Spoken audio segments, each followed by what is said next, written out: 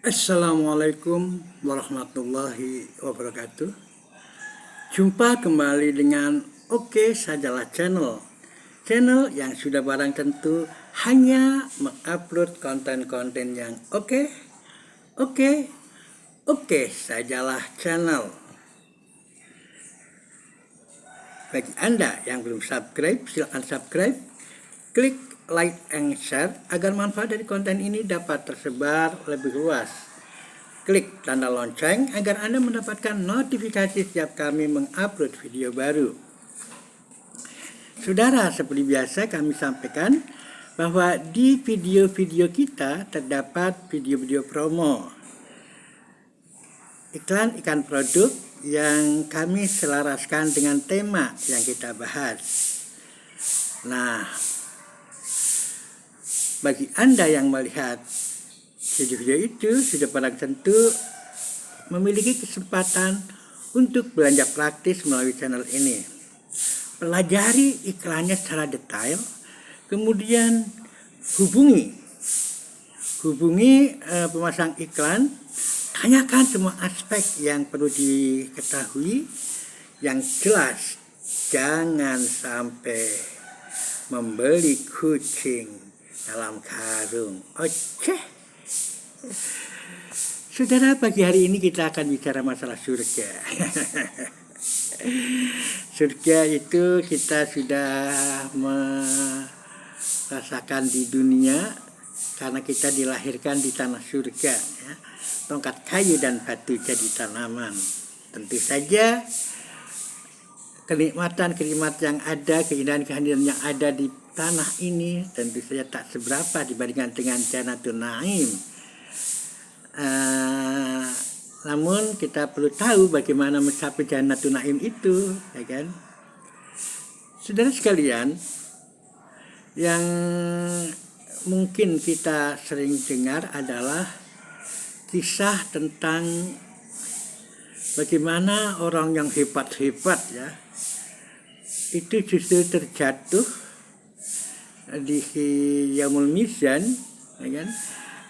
Yaumul Hisab itu dengan hal-hal yang nampaknya sepele, tapi ini hal yang penting yang mewarnai semua ibadah kita, karena kita sebetulnya seluruh aspek hidup kita adalah ibadah. Nah, hal itu adalah kita cuplik saja kisahnya. Ada seorang mujahid, ya kan, yang mati syahid. Tapi ketika ditanya, kamu mati syahid karena apa? Katakan bahwa karena saya berdoa ini untuk menegakkan kalimatillah. Bohong, kadzibta. Yang kamu lakukan adalah agar kamu disebut sebagai pemberani, sebagai pejuang. Terus kemudian diseret ke neraka. Ada juga orang yang ahli Quran. Kamu meninggal sebagai ahli Quran, sebagai penyebar agama.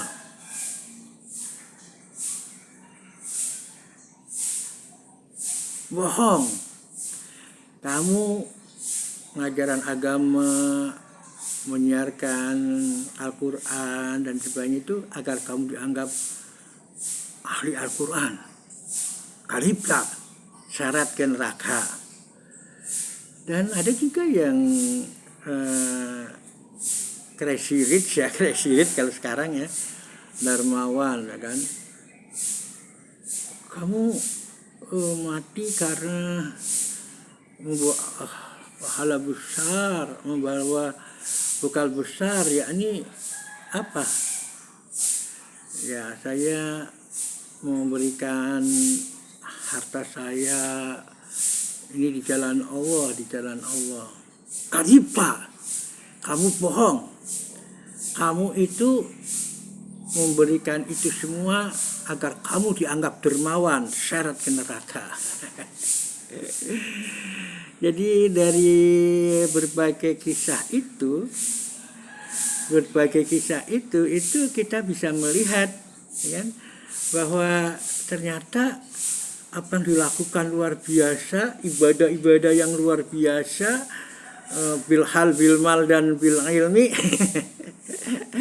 Ya kan, jadi ada bilhal, ada bil ilmi dengan melakukan itu, kemudian bilmal, ya, dengan harta dan sebagainya, ternyata tidak punya makna, ya kan, karena ada kesalahan, ya kan, yakni bahwa dalam hal ini disebut ria, bahwa dirinya ingin beginikan, atau mungkin yang lainnya, yang itu adalah sebenarnya itu dikaitkan sebagai syirik kecil, ya kan, tapi itu fatal, ya kan, karena penghambaannya bukan karena Allah, perjuangannya bukan karena Allah, termasuk penyebaran ilmunya bukan karena Allah, tapi karena linafsi, untuk dirinya sendiri, terkait dengan nama besar, gelar kehormatan, dan sebagainya. Nah, ini perlu kita perhatikan. Sementara sekalian, kalau kita lihat hal-hal yang kecil, misalnya ketika Bilal ditanya, Bilal, kamu kok suara trompahnya sudah terdengar di surga, amalan apa sih yang kamu lakukan? Ya, kalau yang rutin saya lakukan adalah sholat 2 rakaat setelah wudhu, yang kita kenal sebagai sebelum wudhu. Oh gitu. Nah, ternyata sholat 2 rakaat yang setelah wudhu yang dilakukan oleh Bilal adalah jalan surga bagi Bilal, ya kan. Ada juga seorang ibu-ibu itu kan sering nyapu marbot, ya, di masjid.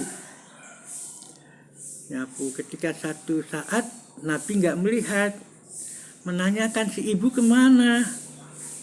Ternyata dikatakan sudah meninggal. Loh, kok saya nggak dikasih tahu dan sebagainya. Pokoknya Nabi gelo, ya, Nabi gelo dalam mana bahwa kok beliau itu meninggal saya nggak dikasih tahu, padahal beliau itu sangat berjasa, ya kan, menjaga kebersihan masjid.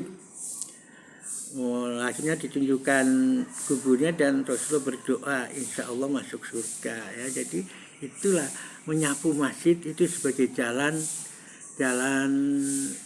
membersihkan masjid, menjalankan itu ternyata sebagai jalan surga bagi dia.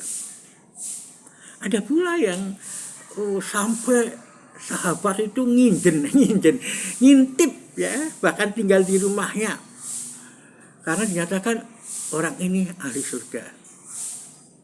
Satu lagi datang lagi, orang ini ahli surga. Kemudian ditanyakan lagi, dibilang lagi ketika itu, ini orang ini ahli surga. Ada apa sih ya kok orang ini kok ahli surga? Nah, dengan berbagai cara seorang sahabat mengintip, ya, ikut tinggal di rumahnya beberapa hari, dan kemudian diamati setiap malamnya biasa-biasa aja, kan. Ya, ternyata setelah ditanya, kok kamu sampai dibilang ahli surga oleh Rasulullah sampai berapa kali? Apa sih rahasia yang kamu lakukan? Ya, kamu udah lihat sendiri seperti itu. Terus mungkin ada yang mungkin tak terlihat. Ya, kalau mungkin yang saya lakukan adalah saya tidak pernah merasa iri atau dengki atau apa. Yang penting saya menjaga hati, ya kan, untuk ikhlas. Oh begitu. Jadi dengan menjaga hati seorang adalah itu jalan surga baginya. Jadi baik sholat 2 rakaat setelah wudhu, menyapu masjid, maupun menjaga hati itu adalah sebuah jalan surga. Thariqatul Jannah, jalan untuk menuju surga bagi dia. Thariqatul Jannah kita nyebutnya sebagai tarekat, ya itulah jalan ke surganya dengan tarekat itu. Nah oleh karena itu para ulama kemudian merumuskan hal-hal yang demikian itu dalam satu upaya untuk mencapai surga dengan tentu saja dengan keseimbangan hati, ya, dengan pembersihan hati yang kemudian dikenal sebagai tasawuf, ya tasawuf. Jadi di tasawuf itu dijalankan berbagai amalan tentu saja yang sesuai dengan dalil-dalil yang ada. Para ulama nggak mungkin yang mengada-ngada yang itu, kemudian menjalankan hal-hal yang tersibhoh untuk bersama-sama, ya, dalam satu komunitas itu ada hal yang dilakukan bersama-sama dengan harapan tersibhoh bersama-sama, artinya dengan keikhlasan dan sebagainya yang sama-sama. Nah tasawuf atau mungkin kita kenal sebagai jalan ke surga yang kita kenal sebagai thariqah atau tarekat, ya. Kita kenal ada tarekat Qadiriyah, ya, karena yang mendirikan adalah Syekh Abdul Qadir Jailani, ya, yang biasa kita baca tahlilannya, yasinannya itu adalah rumusan-rumusan yang dilakukan oleh Syekh Abdul Qadir Jailani. Makanya tawasul kita biasanya menyebutkan Syekh Abdul Qadir Jailani sebagai piantun yang betul-betul mendapatkan kiriman doa atas segala upayanya sehingga kita bisa melakukan ibadah dengan benar, melakukan ibadah melalui serangkaian zikir dan doa, ya, yakni kalau di Qadiriyah Syekh Abdul Qadir Jailani itu ada dengan tahlilan, yasinan dan sebagainya, itu adalah bagiannya. Dan itu saya sudah terangkan kemarin bahwa tahlilan itu paket lengkap untuk permintaan ada pelindungan. Kita lihat di tahlilan kita baca Al-Ikhlas, Mu'awaditain, ya kan?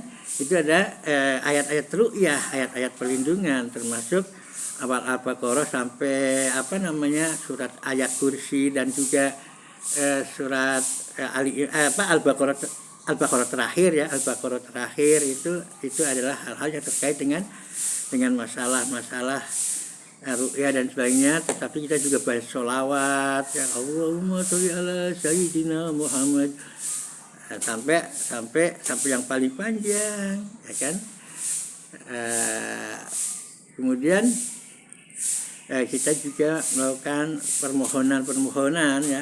Jadi hajat-hajat kita lewat doakan, terutama adalah bahwa kita dalam tahlil itu memang kita minta sebagai ahlu la ilaha illallah, ya. Jadi kita minta sebagai ahli la ilaha illallah karena kita tahu yang mengakhiri hidupnya dengan la ilaha illallah dakhalal jannah. Makanya kita biasakan melafadzkan la ilaha illallah, la ilaha illallah. Nah, itu adalah cara untuk mencapai surga. Thariqatul Jannah atau tarekat, ada Naqsbandiyah, dan yang mungkin yang tadi malam saya sampaikan adalah masalah Sanusiyah, ya, yang itu ternyata Sanusiyah itu saudara sekalian. Kalau Sanusiyah yang kita lihat misalnya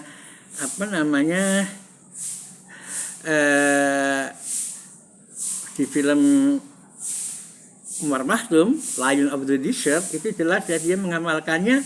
Misalnya bacaan Qur'annya terbiasa baca Ar-Rahman, ya kan. Itu setting pertama pada film Lion of the Desert itu Umar Makhtum mengajarkan ayat-ayat tadarus dengan surat Ar-Rahman. Nah, Sanusiyah itu didirikan oleh Al-Imam Al-Ahbar Sayyid Muhammad bin Ali As-Sanusi, ya kan. Jadi atau disebut Thariqat Al-Muhammadiyah, Al-Sanusiyah, Al-Idrisiyah. Saudara sekalian, tarikat ini masih hakikat tulen dalam genggaman tangan keluarga Sanusi yang bersifat kejernihan dan keluhuran nenek moyang mereka. Tarikat ini merupakan sebuah madrasah tarbiyah yang ada manhaj dan sistem yang lengkap. Kemudian tarikat itu telah melahirkan banyak ulama, ya, syuhada, mujahidin, berjiwa sufi. Al-Imam Al-Ahbar Sayyid Muhammad bin Ali Al-Sanusi dan khalifah-khalifah tarikat ini telah konsentrasi mengembangkannya dengan menyampaikan ajaran Islam yang suci dan telah mengubah kehidupan dari kejahilian kepada ilmu. Beliau merupakan seorang muslih dan pemikir masalah umat dan mujadid pada zamannya. Nah, tarekat ini bertujuan untuk melahirkan insan-insan berjiwa tulus dan taqarrub ila Allah. Beliau membuat tarekat ini melalui prinsip-prinsip Islam yang sejahtera dan selamat dan menjaga keturunan tarekat ini dengan mengambilnya dari sanad-sanad yang benar, rangkaian sanad hingga kepada Sayyidina Rasulullah SAW dan kemudian dibawa oleh khalifah-khalifah yang berketurunan dan bersifat mulia. Jadi ini tarekat ini dikenal sebagai tarekat yang memang tarekat sebagai neo tasawuf yang memang berkonsentrasi menggalakkan mempelajari ilmu, melazimi amalan ketaatan, amalan ketakwaan, dan amalan sunnah, kebaikan dan waspada daripada perkara yang dilarang. Ya, jadi amar ma'ruf nahi munkarnya memang jelas melarang mendekati orang yang tiada pengalaman atau pengetahuan yang mendalam tentang yang diketahui. Ya, jadi kalau melihat hujah misalnya selalu melihat siapa orang yang bicara, ya. Jadi semacam itu. Jadi beliau itu nyambung ke Rasulullah, kemudian hendaklah anggota tarekatnya hendaklah dia mengetahui dan meyakini bahwa Allah akan mengumpulkannya di padang mahsyar. Jadi memang kalau kita lihat, ya, bahwa berbagai tarekat itu kaitannya bagaimana nanti kita hidup nanti. Jadi ini orang-orang cerdas yang menurut kategori Rasulullah, karena orang-orang cerdas adalah al-qayyisu mandana nafsahu wa amila lima pada mauti. Jadi dia tidak beramal sembarangan, tapi dia punya orientasi setelah matinya nanti. Ya, terutama tadi, ya kan, jangan capek di padang mahsyar, di yaumul hisab, di yaumul mizan, kita justru kelihatannya kayaknya hebat, tapi ternyata terjatuh, ya. Kita sudah bahas juga tentang surah Al-Kahfi 103, kan, hal unabiukum bi asyarina a'mala, kan, semacam itu. Jadi itu beberapa hal yang harus dilakukan adalah mendapatkan keridhaan Allah, yang mendapatkan keridhaan Allah. Dan jelas ini hal yang tertinggi, dan itu tidak bisa dilakukan tanpa satu riyadhah, ya. Jadi kalau kita bilang sholat kok minta ini, itu karena kita masih dalam perjalanan menuju nanti keridhaan mardotillah, ya. Kemudian berusaha untuk yang satu tadi adalah muhasabah, ya. Jadi yang pertama adalah muhasabah. Jadi muhasabah ini mengetahui, meyakini tentang yang ini kita akan dikuburkan di padang mahsyar, itu kita sudah apa yang lakukan, ya kan? Jadi ma qadamat rihodin ya, muhasabah itu dalam konteks itu. Kemudian mendapatkan keridhaan Allah ya, mardotillah ya kan, karena orang yang masuk surga itu jiwa-jiwa yang memang tenang, kemudian juga dia mendapatkan keridhaan ya, keridhaan Allah, bahwa dia itu adalah datang dengan keridhaan Allah. Kemudian yang berikutnya adalah rahmat, harus berkasih sayang ya. Ini satu hal yang memang Sanusia itu terkenal dengan gerakan-gerakan sosial politik yang terkait dengan kasih sayang ya. Jadi maksud semua yang dilakukan adalah untuk menaburkan kasih sayang ya kan. Kasih sayang yang memang terbatas kepada semua, Rahman, atau yang kepada sebagian, kepada semua atau pada yang khusus ya, Rahim. Nah jadi tentu saja kita tahu bahwa ketika kita hidup tidak dilandasi oleh Bismillahirrahmanirrahim, atau ya kan, bahwa itu kita harus dengan Bismillahirrahmanirrahim dilandasi oleh kasih sayang kepada sesama. Kemudian yang terakhir adalah keempat, kemuliaan akhlak ya. Jadi harus lemah lembut, kemudian untuk melakukan segala peran-peran yang luar biasa. Jadi memang sangat-sangat dia pemberani dengan segala usahanya, tapi dia tetap dalam kalimat Jawa disebut sebagai bahwa dia akan mengalahkan dengan kelembutannya ya kan. Yang salah satu zikirnya semalam saya heran dengan zikir yang diajarkan oleh Ustadz saya ya, Ustadz Ibrahim Thoyib almarhum, ketika musim kolera justru mengajarkan zikir ya latif, ya latif, ya latif. Nah ini zikir-zikir kelembutan itu yang diinikan ya. Makanya ini sangat penting untuk kita ketahui. Kemudian zikir-zikirnya. Nah kemudian apa sih ininya, sanad-sanadnya ya. Jadi kalau bahwa beliau itu sendiri adalah memiliki keistimewaan sanad sangat penting untuk melihat urutan nanti gurunya dari mana ya. Nah, di sini ada beberapa sanad ilmunya, sanad Al-Qur'an Al-Azim, Sahih Al-Bukhari, Muslim, Abu Dawud, At-Tirmidzi, An-Nasa'i, Hafidz Ibnu Majah, Muwatta Malik, Musnad Abi Hanifah, Musnad Al-Imam Asy-Syafi'i, jadi Musnad Al-Imam Ahmad Ibnu Hanbal, dan sanadnya adalah untuk sanad aurad, jadi untuk zikir-zikirnya dan sholawat ada aurad Kutub An-Nafs Sayyid Ahmad bin Idris ya. Jadi itu untuk aurad, untuk wirid-wiridnya.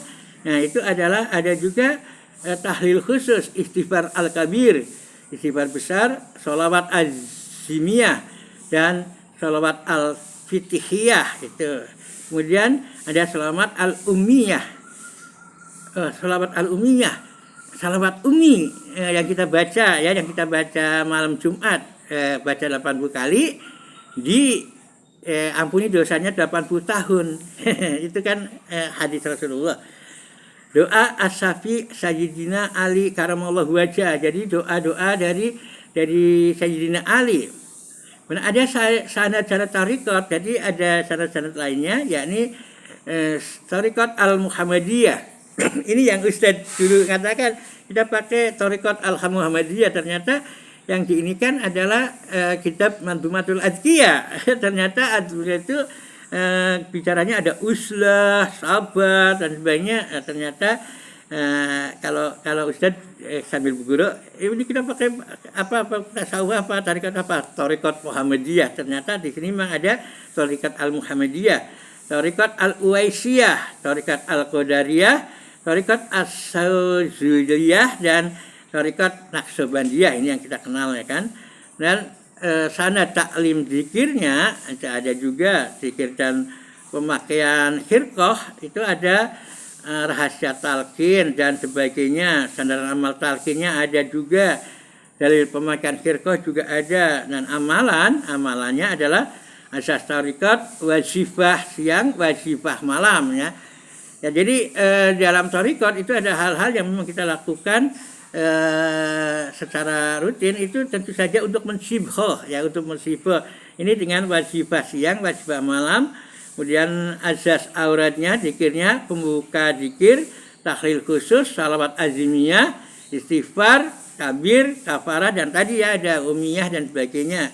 Kemudian ada wirid kecil, wirid pertengahan, wirid besar ya.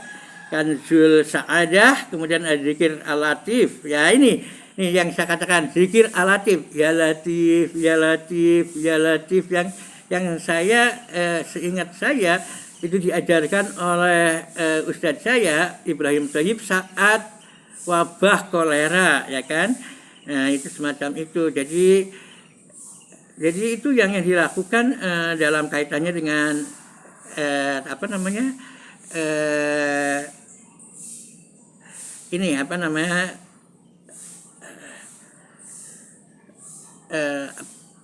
selain doa latif ya, Bapak itu ada baca hibsaifi, kemudian ada juga amalan sholatnya saudara. Amalan sholatnya orang kalau kadang-kadang bisa memelintirkan sholatnya 50 rakaat. Maksudnya sholat 50 rakaat itu adalah bahwa sholat fardu 17 rakaat, sholat sunnah subuh 2 rakaat, sholat sunnah duha 4 rakaat, sholat sunnah sebelum duhur 4 rakaat, sholat sunnah selepas duhur 2 rakaat, sholat sunnah asar 4 rakaat, qobliyah, kemudian sholat surah selepas maghrib 2 rakaat, kemudian sholat sunnah selepas isya 2 rakaat, sholat sunnah tahajud 10 rakaat ya kan. Biasanya 8 rakaat ya, kita 4 kalau plus 2 adalah khafifatan ya, rakaataini khafifatan ya, 2 rakaat yang ringan. Kemudian sholat sunnah witir 3 rakaat, dan kemudian jumlahnya 50 rakaat. Itu yang disebut sebagai sholat 50 rakaat, bukan sholat wajibnya 50 rakaat, enggak. Sholatnya 50 rakaat dari fardu 17 rakaat plus 33 rakaat dengan yang lain-lainnya. Itulah yang kita kenal sebagai sebagai sanusiah. Jadi memang kalau kita belajar tasawuf ataupun mungkin kalau kita punya tarekat, itu memang kalau dalam istilah Manzumatul Arika itu para pemimpin kita itu memberikan jalan-jalan sesuai dengan yang beliau ijazahkan ya. Ada yang tadi ya, ada yang zikir dan sebagainya. Kalau ini memang sholatnya semua sholat yang terkait dengan sunnah sunnah yang sangat ditekankan itu dilakukan yang sampai 50 kali ya kan, 50 rakaat, 17 rakaat wajibnya sholat fardu, 33 rakaatnya adalah sholat nafilah. Itu yang sangat bagus. Itulah saudara sekalian, dan salah satu yang kita tahu ya bahwa Sanusia ini yang sangat terkenal dulu adalah dengan Umar Maktum ya, Umar Lion of the Desert, yang kita juga kenal adalah Qaddafi dan sebagainya. Dan menurut Pak Adabi Darban, karena ini berdiri resminya, deklarasi resmi itu 1837, tapi gerakannya sejak awal Syekh Sanusi ini pindah termasuk di Mekah dan mengajarkan di Mekah. Dan pada periode itu salah satu Laskar Sulonatan yang ada lingkaran dalam dari Laskar Pangeran Diponegoro itu naik haji sampai 2 kali. Tentu saja interaksi di Mekah yang itu menghasilkan yang kita kenal sebagai amar ma'ruf nahi munkar, berani menentang penjajah, karena memang Sanusia ini khasnya ada terkait dengan masalah sosial politik. Dan menurut Bapak Adabi Darban itu sangat-sangat mungkin bahwa memang kenapa Pangeran Diponegoro sampai begitu berani dengan itu, dan laskarnya itu adalah karena beliau juga membinanya dengan tarekat, ya, dengan tarekat yang dikenal sebagai tarekat Sanusiah. Dengan kalau kita lihat dari jejaknya adalah misalnya dengan doa-doa perlindungan, zikir perlindungan hari Jumat nanti, ya. Kemudian juga yang saya lihat juga kalau kita lihat dari ageman Anies Baswedan itu ya terkait dengan masalah zikirnya itu. Kalau tadi zikirnya ada yang ya latif ya kan, kalau kita lihat dari Panembahan Senopati adalah Ar-Rahman Al-Mulk. Tapi memang di setting film Lion of the Desert itu mengajarkannya sang imam ini adalah Umar Mukhtar adalah mengajarkan dengan surat Ar-Rahman, kan, macam itu. Itu saja untuk tambahan yang semalam. Saya tidak pakai streaming karena khawatir dipedot. Saya seringkali mendapatkan pengalaman nyata, ya, itu membuat saya kadang-kadang trauma. Jadi saya sampaikan dalam offline, dan mudah-mudahan bisa sampai. Nah, dan mudah-mudahan juga kita bisa memberikan hal-hal yang terbaik untuk kita semua. Dan Indonesia di kala saat ini sangat-sangat penting untuk memberikan satu tindakan ataupun aktivitas-aktivitas sosial yang bersifat spiritual, ya. Jadi itu. Makanya saya katakan bahwa selayaknya Anies Baswedan membawa perahu Nuh untuk menyelamatkan Indonesia itu dalam perahu spiritual, ya. Jadi itu. Tapi spiritual bukan berarti kita cuman ngitung tasbih, itu bukan begitu, ya kan. Ya, itu contohnya sudah dicontohkan oleh Umar Mukhtar, yang kemudian Qaddafi, dan itu yang saya baca itu bahwa Mu'alim itu juga kaitannya dengan Sanusiah. Itu sangat luar biasa. Fastabiqul khairat. Assalamualaikum warahmatullahi wabarakatuh.